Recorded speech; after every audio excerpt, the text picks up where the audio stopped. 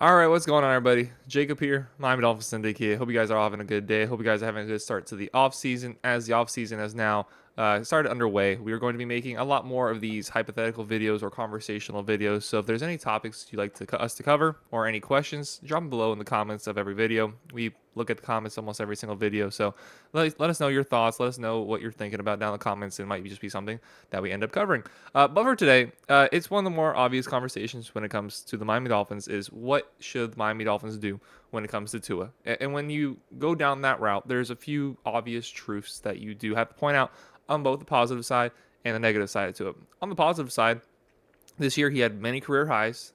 His most passing yards at 4,600, most passing touchdowns at 29, and led the Dolphins to 11 wins, the most wins in his career. And it's also the first time that he's played an entire season, so it's the healthiest he's been in his entire career. He picked up a shoulder injury in the Ravens game, but that was never any really much of a concern. Was able to end up playing the next week, and he was the one guy. Ironically enough, he's the one guy this year that health-wise was reliable based off of his previous history with the hip injury at Alabama, and then last year with all of his concussions. Year before that, even had the rib injury. So this is the first time we've seen him play a full slate of games, 17 games, and not really have any sort of worries all year long. Kind of put to bed a little bit those conversations about injuries, but we know it's probably still looming over. So there is positives that he achieved this season. There's some new highs that he achieved this season, but there are still some undeniable downsides of Tua, and that comes in just mostly his physical attributes, which is something that you cannot overcome. That being his size, amongst the smallest quarterbacks in the league, amongst the smallest arms in the league, his lack of mobility, those physical traits that you can't just change overnight are something that's going to be affecting Tua for the rest of his career. He doesn't have the ability to stand in the pocket, look over the 6'5" offensive line, has to kind of look through and decipher and kind of cross your fingers that he knows exactly where everyone is. And that's something that, again, that's going to affect him for the rest of his career. He's small, he's undersized, he's unathletic, doesn't really make a lot of plays on his own. He's actually made less plays on his own now than he did back in college. So that's something that has regressed and is not something that you're going to expect from Tua going forward. And the Dolphins have a few different options this offseason. They could choose to extend Tua, whether that be 3, 4, 5 year deal. Money wise, you pray to God that it's not in the 50 million range, but with how quarterbacks are going, that's not outside the realm's possibility. So you could extend them, whether it being short term, whether it being long term.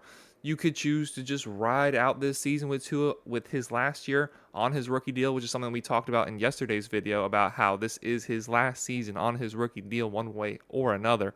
Ride it out, give him an extension at the end of the season, let him walk at the end of the season, maybe give him the franchise tag at the end of the season. Just push this decision down one more year. Let's see what he can do this next season. And then number 3 would be just to flat out move on from him and bring in a different quarterback. And there's a few guys that I'll talk about in this video and then make own specific videos on them in the days and weeks, more likely weeks to come. So that first option is to extend Tua. And if you're going to argue for extending Tua, the argument is pretty clear. It is pretty much everything that I said in the first aspect of this video, is that there is so many ways that he has gotten better this year. He led the league in passing. He was 5th in total passing touchdowns, brought the Dolphins to their highest win total under him as quarterback, and it's been the highest win total in years. We're right on the doorstep of getting into winning the AFC East, getting that home playoff game for the first time since the late 2000s. And there was clear development in that way. And when times were good, things were fantastic. He is able to sit back in the pocket when he has time, when he has receivers coming open. This offense is arguably the best in the league. It operates at a high threshold, a high power that you don't see from even some of the best offenses in this league. We've seen Kansas City struggle a lot this year with the best play caller, arguably in league history, arguably the best quarterback in the league currently, and potentially could be the greatest quarterback of all time. We've seen them struggle significantly on offense. Meanwhile, when it's been at its best, the Miami Dolphins offense has looked some of the best offense you've seen in NFL history. And it all starts with the quarterback. Quarterback gets the reward when you win, and they get the blame when you lose. And in those games that we won, Tua looked really impressive. And we were playing at home, when we were playing against lesser opponents, he got the job done. He beat those teams mostly convincingly. So that would be your argument for signing him long term. And if you are going to sign him long term, it's going to have to be not necessarily team friendly, because I think that term gets thrown out a little too easily nowadays, and you expect these good players to take the hometown discount, even though most of these guys aren't from South Florida or whatever your respective team is. Just because they're on your team and you have an emotional attachment to them, excuse me, that must mean that they have an emotional attachment to the team and are willing to take less. Oftentimes, that's not the case, but you cannot give Tua $50 million. That is something that I unequivocally would not do, is give him $50 million, let this team, just be ripped piece from piece, as we've seen with the Kansas City Chiefs on the offensive side of the ball. Just, you're going to see Tyreek Hill. You can't go out and get a Tyreek Hill. You can't go out and get a Jalen Ramsey. You can't go out and get a Teron Armstead. You can't re-sign Connor Williams. You can't do all these things that you can when you have the quarterback. So that is obvious. Choose a receiver, 4 or 5, whatever your deal. I think the most likely option is to play it out this season.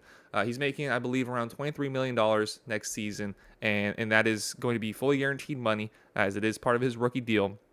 And let that play out for good, for worse. You could end up having to pay him more money today, a year from now, than you would today if he has an incredible season next year. And as the Miami Dolphins quarterback, if he is the Dolphins quarterback at the start of the season going forward, I hope he has his best football of his career, similar like he did this year. I hope he continues in the nature of having his most passing yards, most passing touchdowns, leading the Dolphins most wins that he's had in his career. I hope that is the case.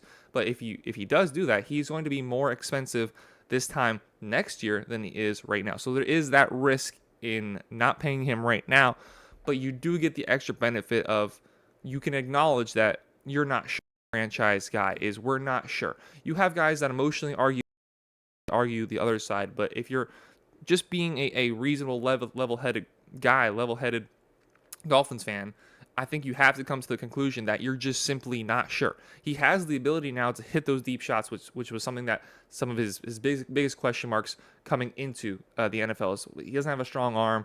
He underthrows a lot of balls. Everybody he was throwing to at Alabama was incredibly wide open, and we saw that this year that most of the time they were pretty wide open, but sometimes there were just some genuinely good throws. We saw that pass to Jalen Waddle against the Jets. That was a great throw. Moving forward in the pocket against the Chargers week 1 and hitting Tyreek over the top. That was a fantastic throw. He has gotten better in that nature, and he has been healthier than ever, but there still are those obvious concerns about him. The injuries are not fully guaranteed to be going away, and his ability is not fully guaranteed to be continuously elevated, especially when this team has to be stripped of assets. As just this year, we're $40 million over the cap. What happens when you have a quarterback that's being paid $45-50 million? How does that affect the cap? How does that affect the ability to go out and get top players that this team needs to operate at a high level? So you have the good with Tua, you have the bad. You have the lack of athleticism, lack of size, lack of true arm strength. You have to win a specific way with Tua within a specific system, and he has to feel comfortable in that system, likelihood to win the game, and usually that is against lesser opponents. If you dominate your games you're supposed to win and you lose your games that are questionable, you might make the playoffs every year. But that's not a realm that the Dolphins want to live in. But there is that dichotomy of, look, a lot of the fan base thinks he sucks, a lot of the fan base thinks he's awesome. But I think the reality is he's somewhere in this middle ground, in letting him play out this final season on this contract and not committing money to him long term, and potentially handcuffing the Dolphins for what they can do long term, just as we see with the Broncos. We see now they're moving on for Russell Wilson. We see in New York with Daniel Jones. The burden that the Giants organization can carry by having that contract is so evident in their play this year. So that's option number 2. And then option number 3, which is obviously the spiciest option, is just to move off of him entirely, which, every single offseason that Tua has been a member of the Miami Dolphins, that conversation has been prevalent, and it's not going to die anytime soon. It is going to be in full swing this offseason as to, maybe we should just move off of him entirely. And there are suitors out there. There is Kirk Cousins, who is currently recovering from an Achilles injury. He's going to be 36 years old by the time the year starts next year. But he was playing some of his best football, if not his best football, of his entire career this season before going down with that Achilles injury. He has the ability to step in and run this offense, potentially take it to a Super Bowl if he continues that play from previous season. You have Kyler Murray with Arizona. They have a top 5 pick. They have the ability to move off of him and draft a guy like Jaden Daniels, like Michael Penix with their 4th pick, and start the clock over.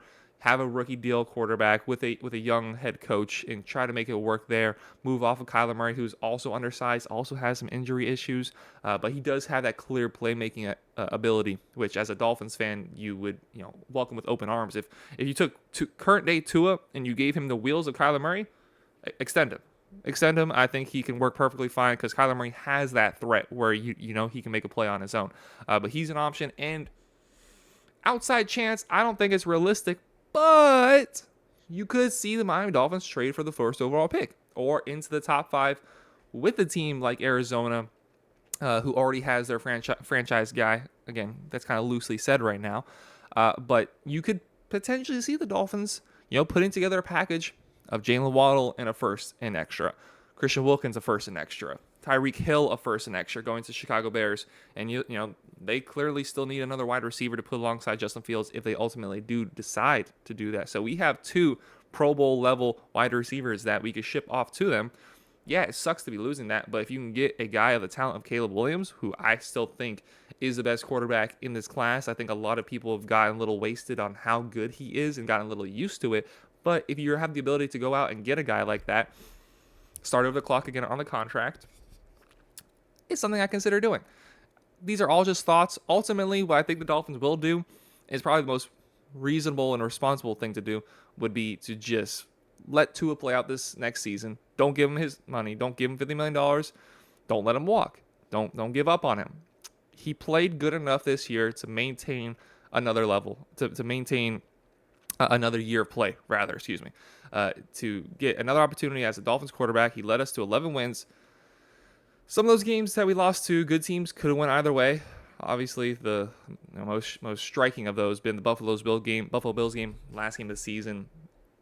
Should have won that, had the opportunity to, but just on the scoreboard, they really outplayed us the entire game. But scoreboard, it was right there in our hands. And driving down, he doesn't throw that interception. We score a touchdown. Potentially we go for 2.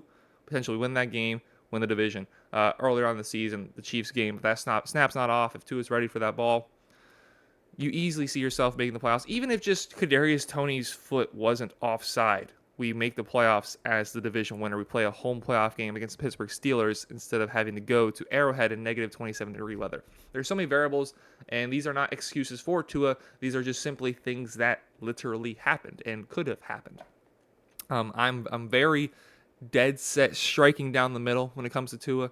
The way I like to word it is when he's playing fantastic, I love him. I obviously always hope he succeeds when he's a Dolphins quarterback, just as I do anybody wearing aqua and white. But when he's doing great, I'll celebrate it. I'll be happy. Not going to complain. Not going to be like, oh, well, he's not good enough.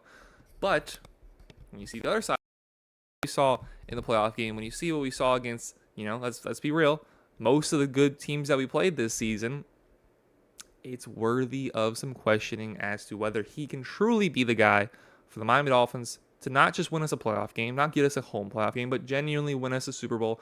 Because while, yes, we haven't won a playoff game longer than any team in the NFL currently, now that the Lions have finally won one, the ultimate goal, regardless, is always a Super Bowl every single season. Every time you set the field week 1, your goal is to be one of the 2 last teams playing in the season and ultimately win that final game. You want to leave every season with your last game being a win, and obviously you prefer that to be the Super Bowl. So I would still probably give him that chance.